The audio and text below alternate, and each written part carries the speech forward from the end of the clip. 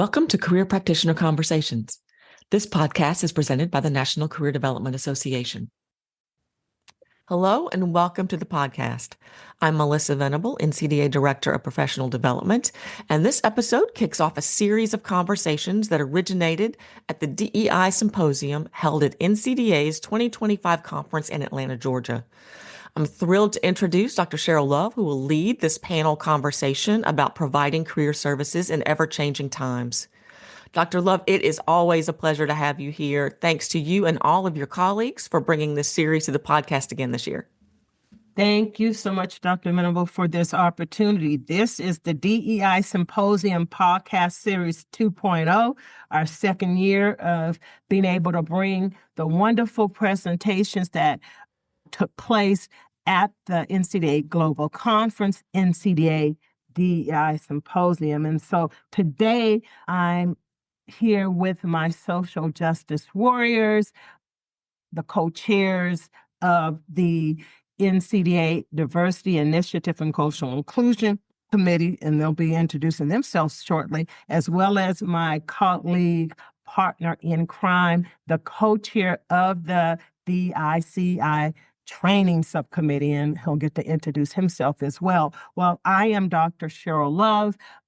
In addition to being the co-chair of the DICI Training Committee, my day job is I am a career specialist here in California at the University of California, Riverside. I also am co-founder of an amazing nonprofit and serve as the vice president of the board of the Enhearten Unseen Leaders, an organization providing resources to help unseen leaders, not only in the U.S., but globally, be able to make positive impact in their communities. And so I am really glad to be here today in conversation with this amazing group of folk who's going to help us put things into perspective with regards to what's going on in our world and how that relates to diversity, equity, and inclusion and the career service work that we do throughout the country. So I'm going to go ahead and turn it over first to Dr. Natasha Barnes-Gwynn to introduce herself. Dr. Barnes-Gwynn. Thank you, Dr. Love. I am Dr. Natasha Barnes-Gwynn. I am one of the co-chairs of the Diversity Initiatives and Cultural Inclusion Committee under NCDA.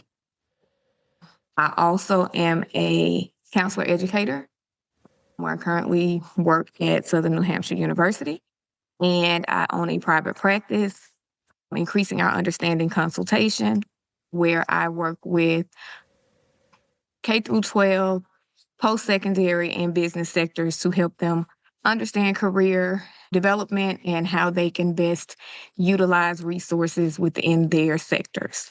And I am excited to be a part of this discussion. So thank you, Dr. Love.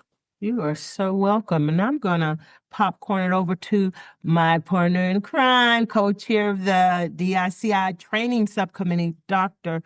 Frank Gorritz. The floor is yours. Hi, I'm Dr. Frank Gorritz. I'm a counselor educator in the state of Florida, co-chair of NCDA's fabulous Diversity Initiatives and Cultural Inclusion Committee at the training level. It's always exciting to do this work, especially in these ever-changing times. So count me in as part of the party for the podcast. Last but not least, my brother from another mother, a friend for a very long time, Ruben Britt. The floor is yours. Hello, I'm Ruben Britt. I am the Assistant Director for the Office of Career Advancement at Rowan University. I am also the author of 5 books, and I am the host of a radio show called Career Talk and adjunct professor. As Dr. Love said, I am also the co-chair for the DICI committee and happy to be here as well. All right. My DICI family, I'm really excited to get this conversation started because there is a lot going on in our world. Chaos is kind of raining down. We've got government shutdown as we are recording this podcast, I think it's in day 10. And so there's lots of things going on, lots of attacks on diversity, equity, and inclusion. And so I just want to start by asking this question, in your respective work settings, we are on the other side of the pandemic, but we're still seeing the impact of that as well as the chaos that's happening in DC on social identities, race, ethnicity, sexuality, gender identity, ability status, spirituality. So how are you seeing that play out in terms of career development in your workplace?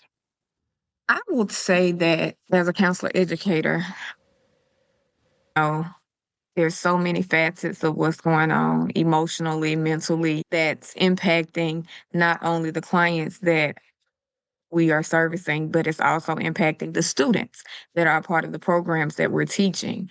And so where I'm seeing it more is the impact on the students. We have students who fall under all of those diverse backgrounds, and they are being impacted because of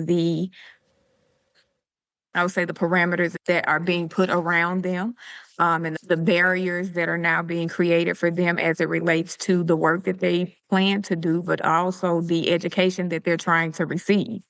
And so I think that's what I'm seeing more is just trying to help them understand how to navigate these waters, understand how to keep themselves well as they are working to potentially keep clients well. And then how it's impacting us, because as counselor educators, we've got it twofold, because if you're in any one of these diverse populations that's being affected, you've got to deal with your own stuff while also helping your students deal with their stuff. So it's magnified for us as, I am a Black woman. And so having those identities, it's definitely magnified having to, again, try to keep myself well while trying to keep my students well and help them to navigate these waters as well, because obviously they expect us to have the answers in helping them to be the best in this profession. And sometimes that can be difficult when we're trying to find the answers ourselves, because all of us are going through this same predicament. So For sure, the waters have definitely become more treacherous than ever before, it seems. And it's not just about helping them. We also have to figure out how to help ourselves. Dr. Gorritz, Ruben, anything you would want to add? Just to add to what Dr. Barnes-Gwynn said, in this profession, you're dealing with students from various backgrounds, and this new political climate has really not only been stressful for me, but you also have to recognize the stress that has been put on students. And I can tell you this, that a lot of my international students that I deal with are really under stress in terms of afraid to go home to visit their parents because they're afraid that they may not be able to get back in. And then you have students from underrepresented students who are often now in positions where they feel like the opportunities for them might be diminished because of their race and ethnic background. One of the things is that I try to be helpful with them is to provide them with access with information and resources. Fortunately, I'm a person of color, so it's somebody that looks like them that can provide them with the different types of resources. But it's important to be empathetic to understand that they're going through stress and trauma through this whole new political climate. Yes, I would tell you that the stress level, it even goes down to the little ones. My younger sister teaches TK kindergarten, so 4 and 5-year-olds, and she's seeing mental health issues rising that young. And so the things that are happening around us really do impact. And so, yes, we as career practitioners, we are on the front line to try to help our students navigate these things. And Dr. Gorritz? Yeah, absolutely. And this is even happening to our adult practitioners as well. So, I work with a lot of minoritized folks across the lifespan who are encountering various forms of stress, especially when we have minoritized survivors of violence trying to speak out against what's happening, but then get penalized for it by their workplace, or worse yet, have groups harass them online to find out where they live, to find out where they work, to make false reports, and to try and get them fired from their work. So even as a career counselor, I actually work to write letters of support for those people about, hey, so there are hate groups online who are feeding this information to you to disparage my client. And we need to take that into consideration in terms of mental health impacts and emotional impacts, and especially economic impacts, as they're literally trying to ruin and slander this person's reputation for you. Because I definitely think our employers need to hear that, and they need to see that and be faced with truth, and not just the truths that are presented to them by hate groups. For sure. And that leads me to this next question, because we're seeing revisionist history becoming a real thing, real time, where folks are trying to rewrite what is true. And so, with that said, given history surrounding anti-Blackness, racial violence, and white supremacy, and all these things seem to be on the rise, how can queer practitioners address queer development considering these forces? Because these forces seem to be getting louder and louder because of what's going on in DC. How can we as queer practitioners address queer development considering these forces? Dr. Gorritz, I'll start with you. So when we think about anti-Blackness, anti-Blackness is very insidious. And I think that when it comes to what's impacting our communities of color, especially our Black communities right now in terms of career, this is another area of life where they're expected to be silenced, but also to die quietly. Because we know spirit murder is very real, and it doesn't just happen to children. As the fierce Dr. Patina Love writes about in her work, We Want to Do More Than Survive, and her other articles on that too. But, spirit murder is something that happens to adults as well. And the more that they try to kill our spirits, the more that they're hoping that we'll just suffer in silence and not speak out about it. And that is becoming a change now too, where we are putting out into focus anti-Blackness, talking about what it is, talking about how it literally kills people because the stress is so real and shortens life expectancy. AKA Geronimus et al. 2006.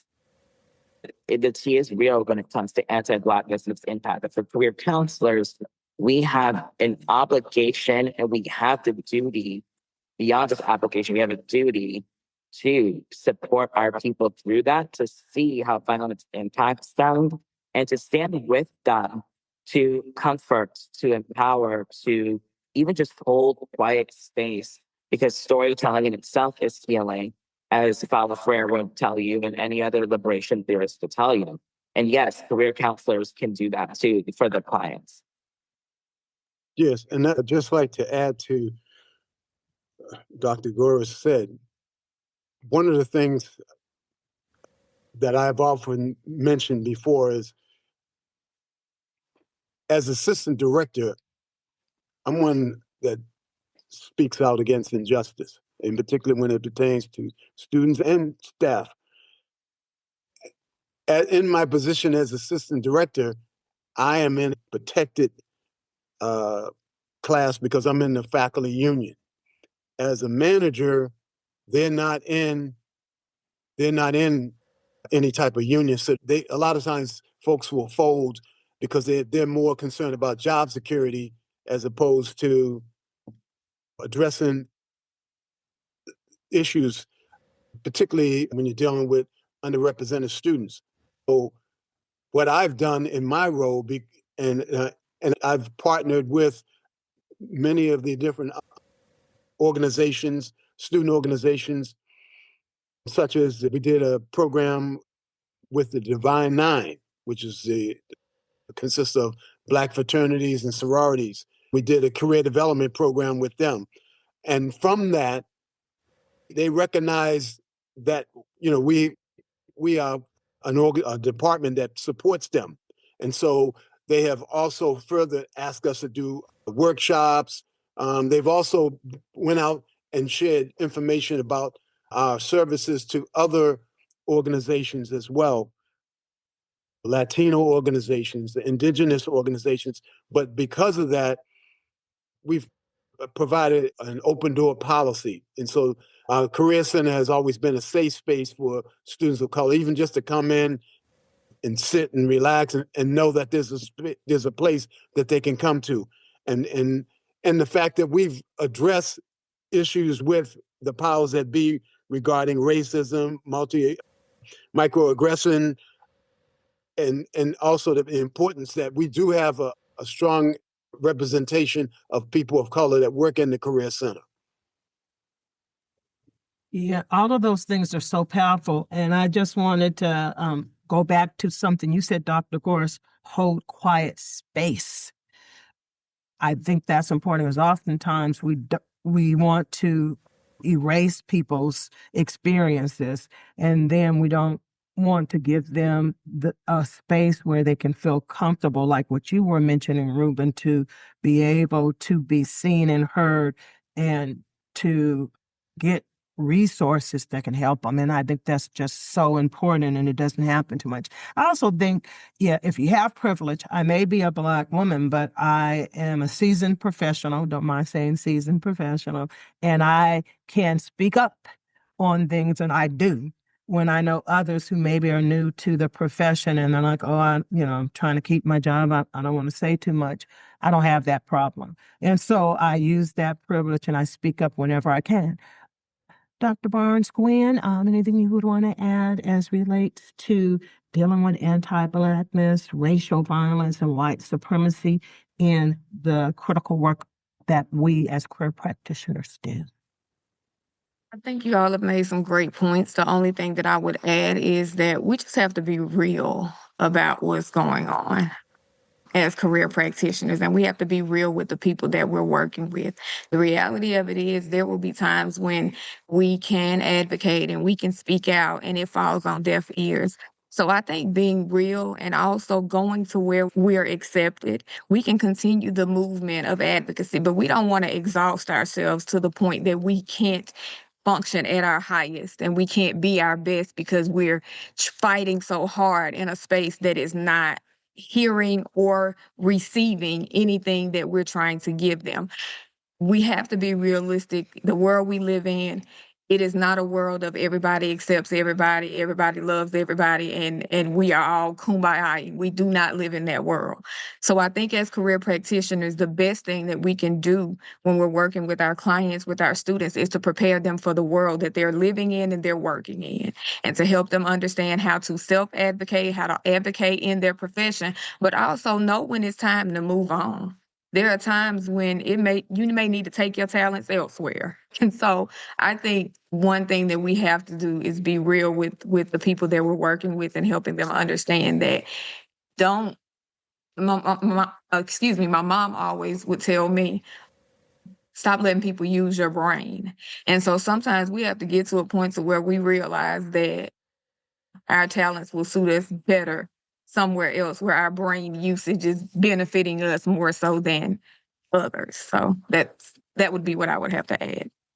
I want to go back to something that we were talking about, because I think what career counselors need to understand, especially when minoritized communities and especially Black communities are seeking out career counseling, this isn't just about helping somebody find their job. This is actually a space, and that we hold space for the future. Black people and people of color are scared about their future, and they want somebody to sit with them through that. And it's not just some Holland's theory of workplace compatibility. They're trying to see, how can I survive knowing what is expected of me, how I might be treated, how I might be perceived. And I really think that's important for all career counselors to keep in mind, that this isn't, career counseling isn't just some like really form of counseling. This is some serious stuff. We're talking about people's livelihood and survival. Dr. Gorritz talked about spiritual murders. I'd say I always use the term dream killers, and it means the same thing. But the students often encounter faculty and sometimes career practitioners who are dream killers. And that's why it's so important for us to kind of break down this barrier that's created trauma for these students from these dream killers and provide them not only we're almost like counselors, not let alone career practitioners, to really kind of help them kind of rebuild them a little bit in terms of their confidence and letting them know the various types of career possibilities. And Dr. Barnes-Gwynn said, we want to also burn ourselves out, but we also have participated in different events that these students, particularly their organizations, have hosted. In the student chapter of the NAACP have gone to events like that. Some of the different student-sponsored balls or functions that we've gone there. But trust me, I pick my spots because I try not to burn myself out as well. I love it. Oh, being real with your students or clients that you're working with, as you've talked about, Dr. Barnes-Gwynn, is very helpful. I've had students say to me, Dr. Love, I appreciate you being real because others have tried to sugarcoat and tried to put rose-colored glasses on when I know what is happening, and it's not what they're trying to share with me. And so I appreciate that and the concept of spiritual murder, dream killers, and I would just charge everyone who's listening to this podcast to not be that. And so I just can't stress that enough if in terms of what we're going through in the times we find ourselves in. One of the things that you can do if you really want to serve all of the students, all of the clients that you have before you, it's to not do those things. But anyway, before we move on, I wanted to make a point from what Dr. Gorritz Fitzsimmons said. He mentioned the theories, and like, this is not just a, hey, pull the Hollins theory out and let's find out what people are interested in when we're working with these populations that are being impacted by what's going on today. And I just wanted to add, just as a counselor educator who teaches, and that's my area of expertise, career counseling, there are many theories out there. And I think that's one of the things that we have to stay abreast of. As career practitioners, we've got to understand that there are theories out there that focus on crisis, that focus on transition, that focus on our self-directedness and helping us to understand our self-concept and how that plays into the role of work that we'll take on. And so it helps us to understand our development. There are too many theories out there for us to candy coat the experience of minoritized individuals. So I just wanted to make that point before we moved on, that is something that is very important for career practitioners to understand, is how to use the theories, because they're out there and they're continuing to be developed in ways that they can assist diverse populations. And I think that we're doing a disservice to our students and our clients if we're only focusing on those theories that focus on their interest, because we're beyond interest. Many of us know what we're interested in. We're just being blocked from doing what we're interested in because of these barriers that are being put in front of us. So we've got to be able to use some of these other theories that are out there and understand how to maneuver the theories to best assist our clients and students. I love that. And that gets back to the point. Thank you, Dr. Barnes-Gwynn, because that also gets back to the point that Dr. Gorritz was making. It's not just about helping them get a job. It's about also helping them to survive and thrive. And you need to be able to be aware of, as you were mentioning, Dr. Barnes-Gwynn, the theories that are out there that can really help you do the best for the students, the clients that you are serving. And you're doing a disservice to them when you don't do the work, is what I like to call it. And so, again, another call out you all need to do the work. You need to be aware of the theories that are out there that can support diverse populations, not just one population, so you can effectively do your job. Just saying. Anyway, to get into this is just great conversation. It's uplifting my soul. So thank you all. We are dealing with a political climate that minute by minute, it shifts, shape shifts. And so because we're dealing in kind of chaotic times, how has that impacted the work that you do?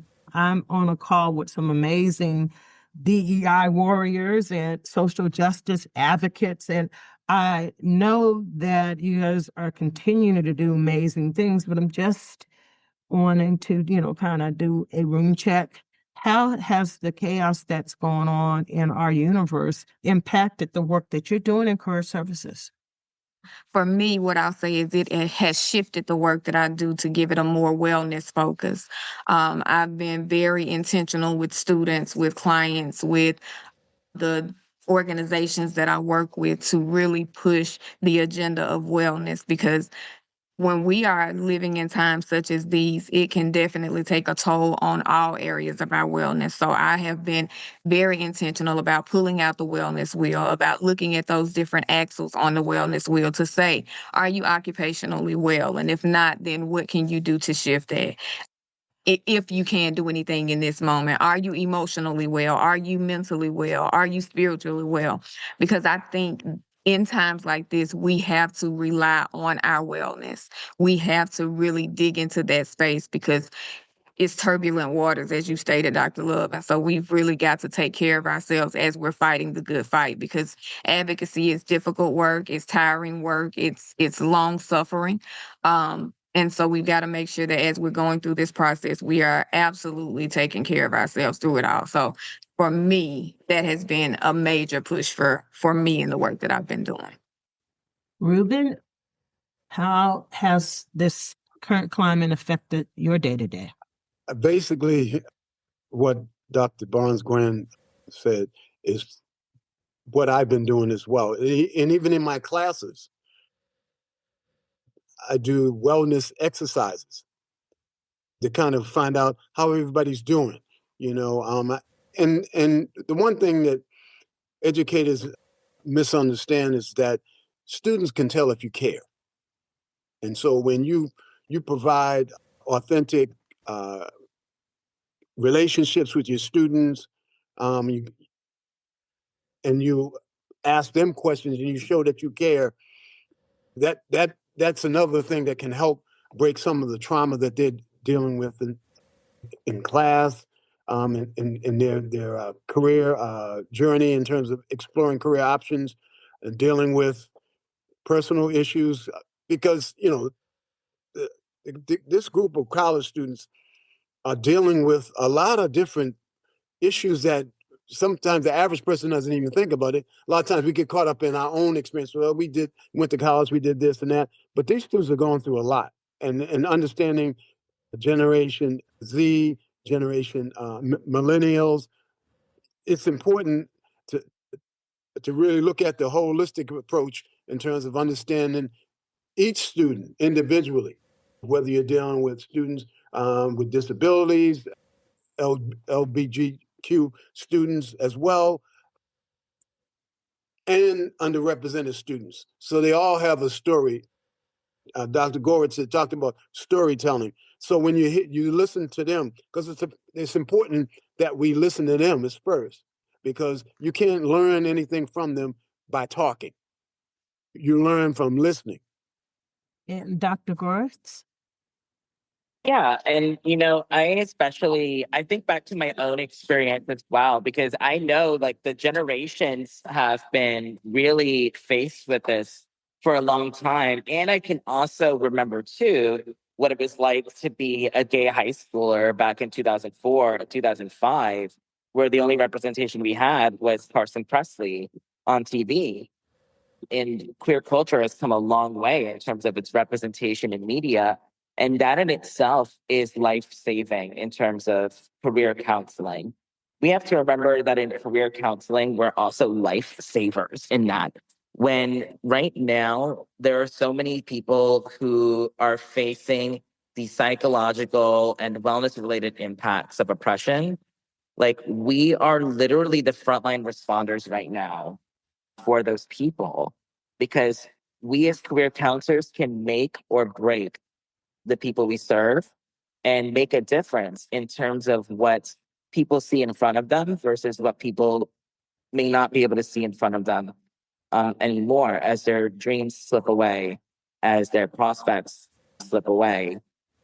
So I want to reemphasize as well the importance of career counseling, and not only just like what I mentioned before about like people's like limited use of theory, but also to like how people treat career counseling in general. They treat it as like some like second-rate class. I'll never forget that. Like, so many people will be like, "Oh yeah, career counseling, yeah, whatever," and I'm like, "Oh, really?" We're probably one of the most important counselors out there in the world right now, because face it, we spend so much of our lives thinking about work, being at work. So how the hell are you going to have career counselors, right, not know what's going on out there right now and how people are being impacted by anti-DEI? For sure. So I love, we are frontline responders. I'm going to use that probably today and a few Oh, go times. for it. I love it. And Yes. interacting with people to explain the importance of this work.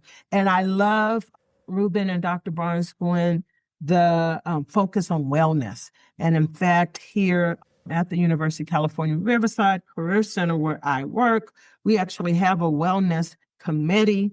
And so that we can do things to pour in and love on each other so that we can be the most effective we can be as we're working with the students that we serve. And in times like these, I think wellness at the forefront is definitely a key thing. And to remember, like you have said, Dr. Gorritz, that we are lifesavers with this critical work that we do. So I know you guys have touched on some of these things already as we've been in conversation, but what should career practitioners, because again, we want to give them some tools. We've talked about, some of the chaos and things that you guys are doing to work through that chaos, get to the other side of it. But what should career practitioners know for this time that we find ourselves in to support clients and students, especially from historically marginalized communities?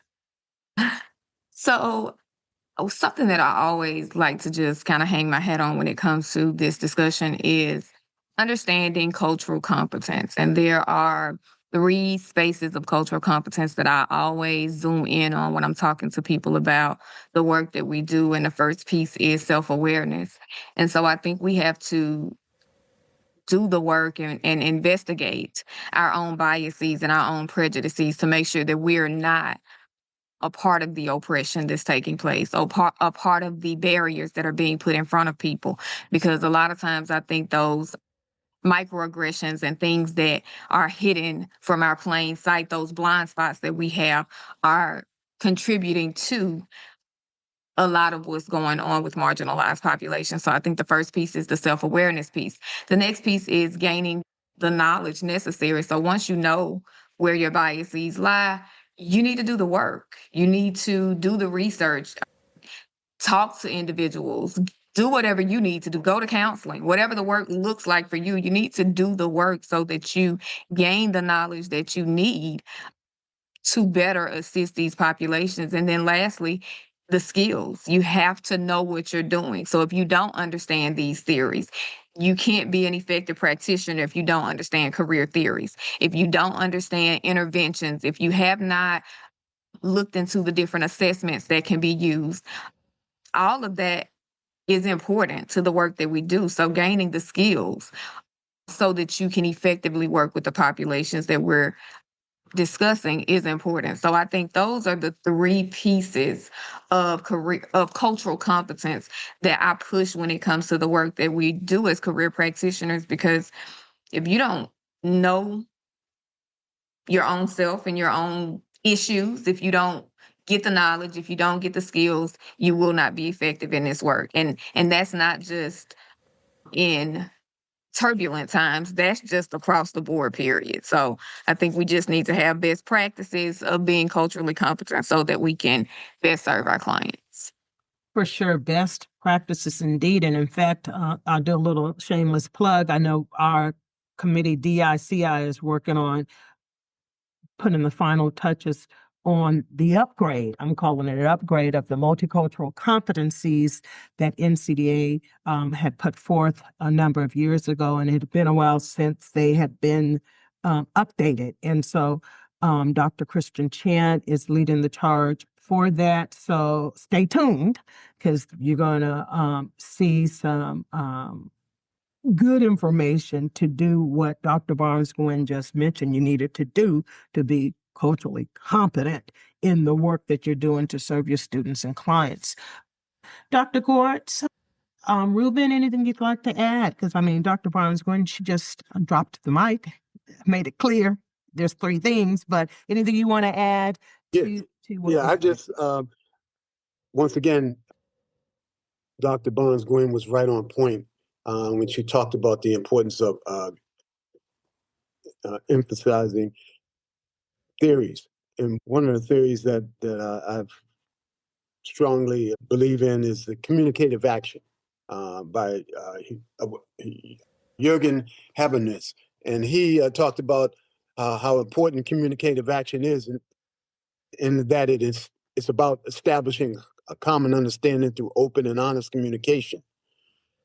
And it should be focused on truth, justice, and authentic engagement.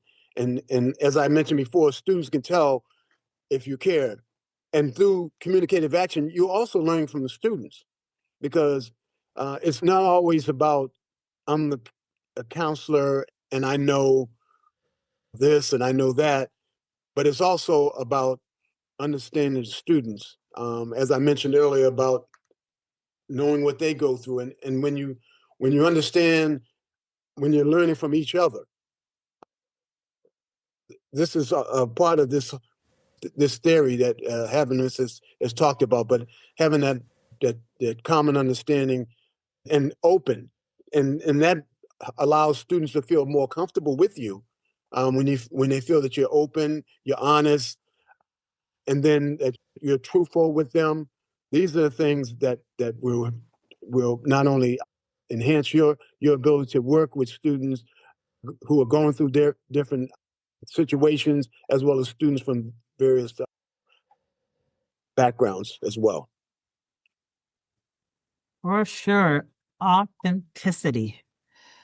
People can tell when you're not real.